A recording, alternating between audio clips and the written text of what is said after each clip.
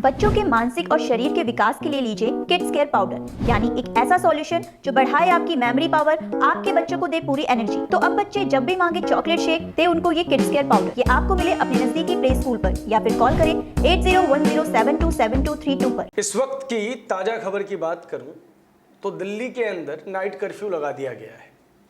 10 बजे रात से सुबह 5 बजे तक ये नाइट कर्फ्यू जारी रहेगा। आज की तारीख 6 अप्रैल है। जब मैं ये वीडियो शूट कर रहा हूँ उससे ठीक कुछ मिनट पहले दिल्ली सरकार द्वारा ये गाइडलाइन दी गई है और 30 अप्रैल तक अब देश के दिल्ली के अंदर जो है वो नाइट कर्फ्यू लगाया जाएगा। हो सकता है आगे कुछ और सख्ती भी बरती जाए। वजह है कोरोना ने एक बार फिर से अपना फन फैला लिया है। पिछले वर्ष से ही हम एक चीज़ को बार बार सुन रहे हैं, इम्यूनिटी इम्यूनिटी इम्यूनिटी। जी हाँ, बात सत्य है कि अगर आप अपनी इम्यूनिटी को बढ़ा सकते हैं तो आप किसी भी रोग से दूर रह सकते हैं। और इम्यूनिटी को बढ़ाने के कई तरीके हैं, जिसमें आयुर्वेद का उपयोग करना, यानी कि आयुर्वेदिक चीज़ों को ग्रहण करना, और साथ में योग करना भी 2 प्रमुख कारकों में से एक है। आज मेरे साथ एक योगा टीचर हैं, इनका नाम सोनिया महाजन है। सोनिया ने लॉकडाउन के दौरान ही ऑनलाइन योगा क्लासेस अपनी शुरू की और उन्होंने लोगों को उपचार किया। आज हम इनसे बात करेंगे कि किस तरीके से योग जो है पूरे विश्व को इस बीमारी से बाहर निकाल सकता है। मैं बार बार कहता हूँ, एक बार फिर कहूँगा कि अपने आप को स्वस्थ रखना ये हमारी जिम्मेदारी है। जब हम बीमार पड़ जाते हैं तो हमारा उपचार करना सरकार की जिम्मेदारी है।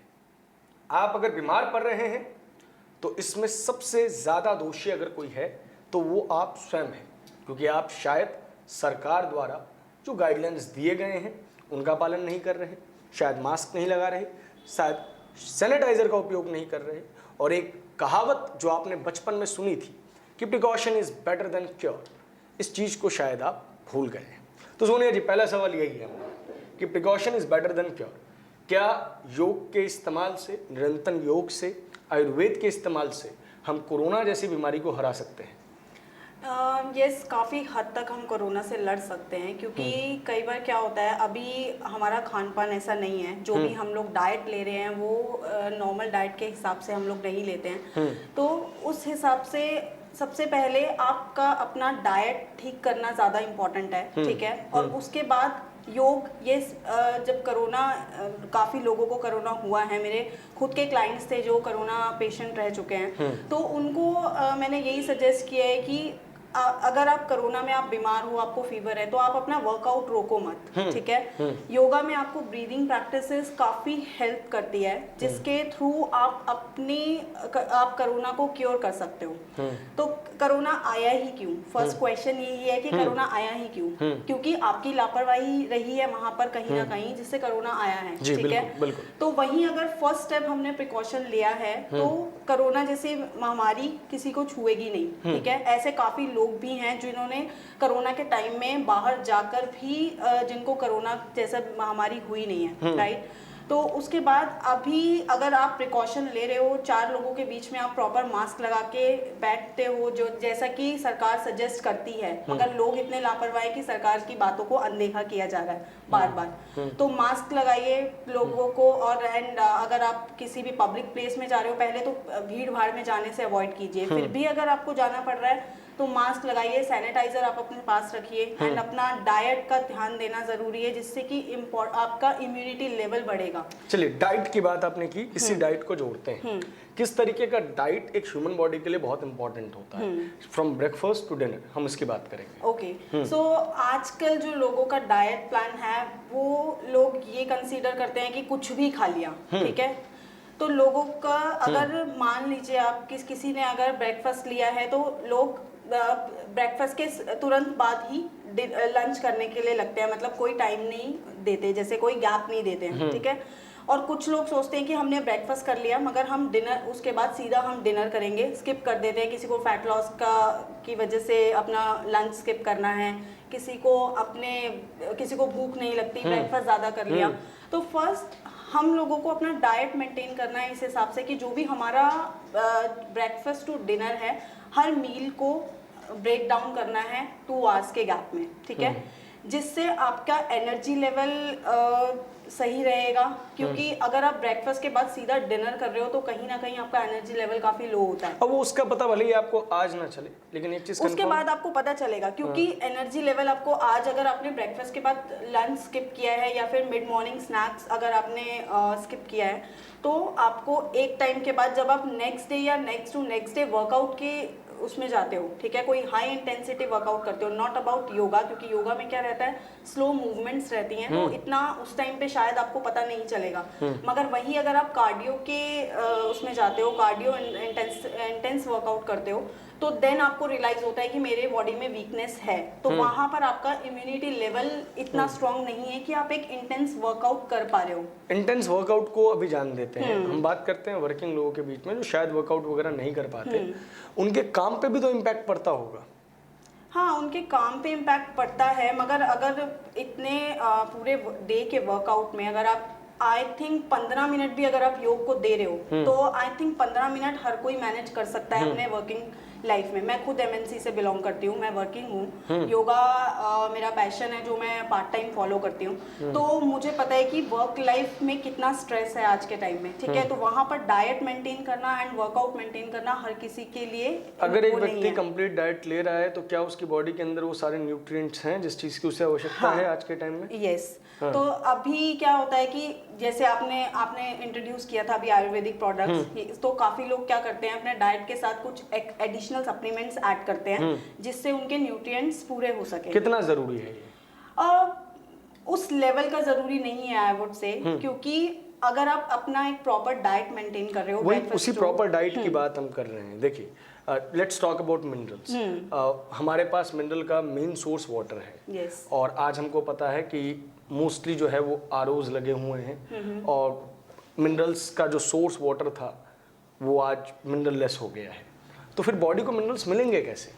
ऐसे फ्रूट्स भी है मार्केट हाँ, में, फ्रूट्स हैं, ठीक है, वेजिटेबल्स हैं जिसमें आप जो भी सैलेड आइटम्स है वो आप अपना डाइट में इंक्लूड कर सकते हो, जिससे कहीं ना कहीं आपके मिनरल्स को बूस्ट करने में हेल्प मिलेगी। एंड सबसे ज्यादा इम्पोर्टेंट आज के टाइम में प्रोटीन रिच डाइट है जो आपके इम्यूनिटी लेवल को काफी हद तक बूस्ट करती है। तो अगर आपके डाइट में प्रोटीन्स हैं और आप पूरा प्रोटीन आपका मीट कर रहा है, तो आपका जो बीमारी के जो भी चांसेस है वो काफी हद तक लेस हो जाते हैं। चलिए नेक्स्ट क्वेश्चन पे आते हैं, विटामिन की बात करते हैं, क्योंकि ये दो चीजें ना बहुत इंपॉर्टेंट होती है पानी के अंदर। तो आपने उसका एक बहुत अच्छा सॉल्यूशन दिया है कि आप जो है वो फ्रूट्स लें, और फ्रूट्स लेंगे तो आपकी जो मिनरल की सोर्सेज की ज़रूरत है, जो जितनी मिनरल्स की आपको ज़रूरत है वो मिल जाएगी, और डाइट के लिए आपने प्रोटीन बता दिया। आज के टाइम में चाहे आप एमएनसी में काम करते हैं या बहुत सारे लोग काम करते हैं, हमारा धूप के साथ कॉन्टैक्ट ना के बराबर हो गया है, तो विटामिन डी का मेन सोर्स हमारे लिए सन ही था। अगर व्यक्ति को अब अपनी बॉडी के अंदर विटामिन डी के सोर्स को कंप्लीट करना है, विटामिन डी को कंप्लीट करना है, तो फिर वो आप कैसे कंप्लीट करें? उसके लिए देखो कुछ फ्रूट्स हैं जो आपको विटामिन का प्रॉपर सोर्स होते हैं, ठीक है, ऑरेंज हो गया, ठीक है, आप पाइनएप्पल ले सकते हो। So there are vitamin C के सोर्सेज है ना? हाँ, विटामिन सी के भी हैं। की बात कर रहा हूँ। तो विटामिन डी के लिए आप आजकल जो है आपको सप्लीमेंट्स लेना जरूरी हो गया है, क्योंकि हम लोग पूरा दिन धूप में जाके काम कर नहीं सकते हैं, राइट?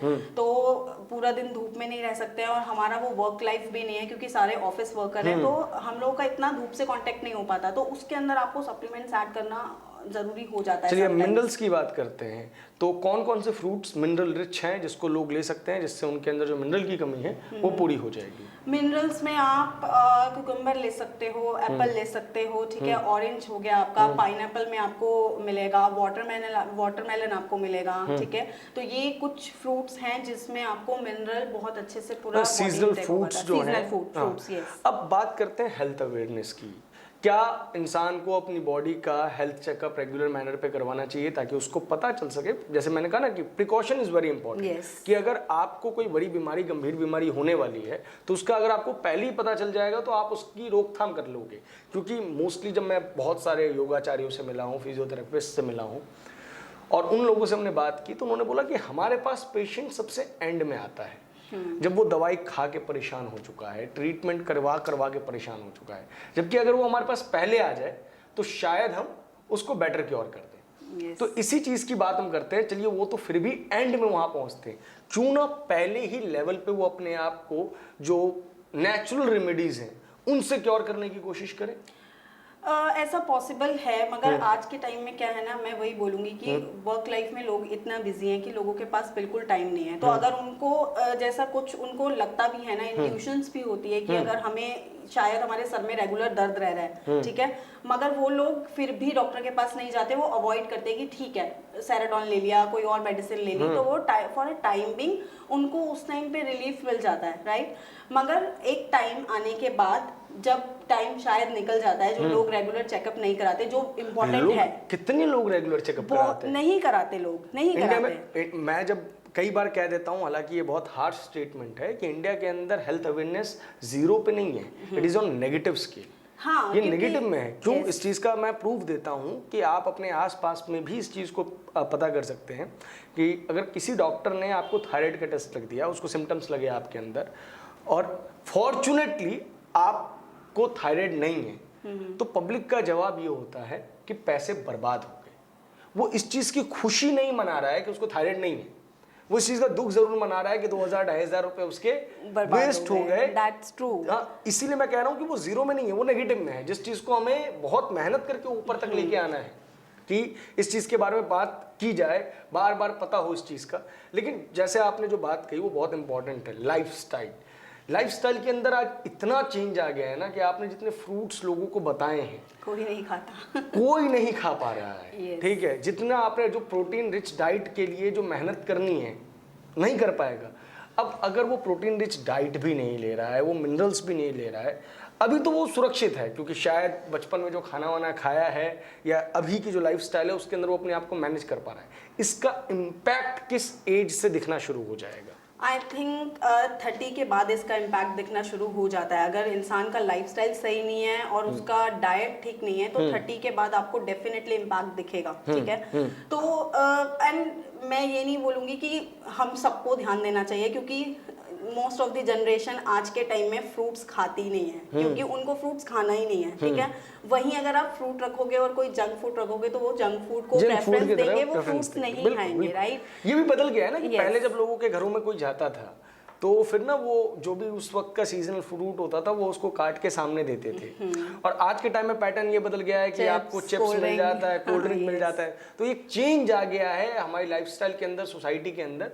क्योंकि पहले मैंने ये चीज़ होती थी, आज भी शायद गांव देहात में ये चीज़ अवेलेबल है कि उस वक्त का जो सीजनल फ्रूट होता है मेहमानों को वही काट के पहले परोसा जाता है, नींबू पानी दिया जाता है, जबकि इन सब चीज़ों की जगह ले लिया है शहरों में कोल्ड ड्रिंक्स लिया है, चिप्स हो गया, तो ये सारी चीज़ें हो गई है जो अब लोग फ्रूट्स और ये सैलेड जैसी चीज़ों को अवॉइड करते हैं। और बहुत ऐसा नहीं है आपको कि सब लोग ही अवॉइड करते हैं, आपको लोग मिलेंगे भी ऐसे जो बहुत कंसर्न है अपनी हेल्थ को लेके।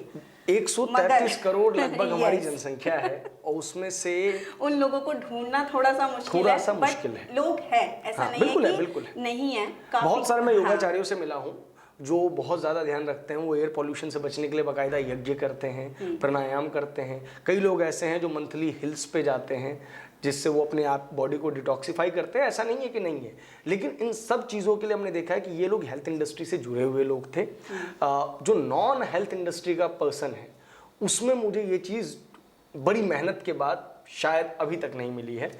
मैं ज़रूर चाहूँगा कि ऐसा कोई एक व्यक्ति मेरी नज़र में ज़रूर आए। डॉक्टर लास्ट योगाचार्य आपसे लास्ट क्वेश्चन लूँगा मैं। जब हमको पता है कि हमारा लाइफस्टाइल वगैरह इस तरीके से बिगड़ चुका है तो इस लाइफस्टाइल में सप्लीमेंटेशन कितना इंपॉर्टेंट है और किस टाइप के सप्लीमेंट्स हमको लेने चाहिए? सप्लीमेंट्स इंपॉर्टेंट है, मैं ये नहीं बोलूंगी। काफी लोगों का मिथ है कि सप्लीमेंट्स हम लोगों को नहीं लेने चाहिए, जो कि एक मिथ बन के रह गया है। We will talk about only Ayurvedic supplement, क्योंकि हमको भी पता है कि जो नॉट नेचुरल सप्लीमेंट है, केमिकल वाले सप्लीमेंट्स हैं, उनकी बॉडी के ऊपर बहुत ज़्यादा हार्मफुल इम्पैक्ट है। हम बात करते हैं सिर्फ और सिर्फ आयुर्वेदिक सप्लीमेंट्स की या नेचुरल सप्लीमेंट्स की? नेचुरल सप्लीमेंट्स लेने चाहिए लोगों को, क्योंकि अभी का जो लाइफस्टाइल है वो डाइट के थ्रू और हम पूरा नहीं कर पा रहे हैं अपने न्यूट्रिएंट्स। तो सप्लीमेंट्स हेल्प करेगा, जो भी न्यूट्रिएंट्स का हम लोगों के अंदर कमी है वो सप्लीमेंट्स हेल्प करेगा उसको कंप्लीट करने के लिए। एक बड़ा अच्छा आंकड़ा आया था, हालांकि बहुत बुरा आंकड़ा है, ठीक है, कि 45,000 डेथ्स होती हैं ड्यू टू एयर पॉल्यूशन। ठीक है। और ये बहुत सारी आधिकारिक वेबसाइट्स के अंदर छपी है। हालांकि दिल्ली के अंदर एक पॉलिटिकल पार्टी है, भारतीय जनता पार्टी, जिसने आम आदमी पार्टी पे आरोप लगाया है कि 54,000 डेथ्स हुई हैं।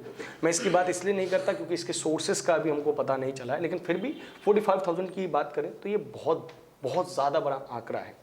तो इसमें सबसे इंपॉर्टेंट हो गया है कि हम अपनी बॉडी को डिटॉक्सिफाई कैसे करें। तो डिटॉक्सिफाई करने के लिए कौन से सप्लीमेंट्स या किस चीज़ का इस्तेमाल किया जा सकता है। सप्लीमेंट से यहाँ तात्पर्य सिर्फ डब्बे वाले सप्लीमेंट से नहीं है। आप अगर रास्ते में जाके जूस पी रहे हो तो वो भी आप अपनी बॉडी के अंदर एक टाइप का सप्लीमेंटेशन ही कर रहे हो। तो किस टाइप की चीज़ें ले सकते हैं आप?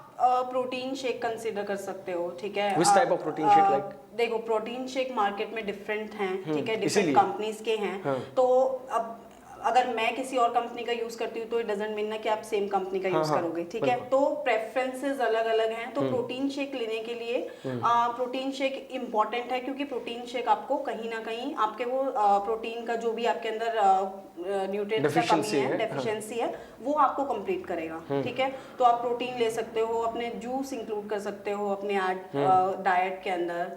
तो ये सब चीज़ें आपको इम्पोर्टेंट होगी। देखिए, एक चीज़ बहुत स्पष्ट है कि आपको अपनी इम्यूनिटी पे ध्यान देना पड़ेगा। इम्यूनिटी के लिए आपसे हमने पहले भी आग्रह किया था कि जो भी तत्व, पोषक तत्व आपकी बॉडी की इम्यूनिटी को बढ़ाते हैं, उनका उपयोग कीजिए। अगर आपके पास समय की कमी है तो एक्सिको आयुर्वेदा के 2 प्रोडक्ट्स हैं जो कि आपकी इम्यूनिटी पे काम करते हैं, इम्यूनो ड्रॉप और इम्यूनो प्लस। आप इनका उपयोग कर सकते हैं। अपनी बॉडी को डिटॉक्सिफाई करने के लिए आप एलो प्लस जूस और व्हीट ग्रास जूस का इस्तेमाल कर सकते हैं, क्योंकि बॉडी को डिटॉक्सिफाई करना बहुत ज़्यादा इंपॉर्टेंट है। आप पूरे दिन जंक फूड खाते हैं, आप खाइए, लेकिन उसके हार्मफुल इम्पैक्ट को बॉडी से बाहर निकालने का भी रास्ता निकालिए। अपना और अपनों का ख्याल रखिए, स्वस्थ रहिए, जागरूक बनिए। धन्यवाद।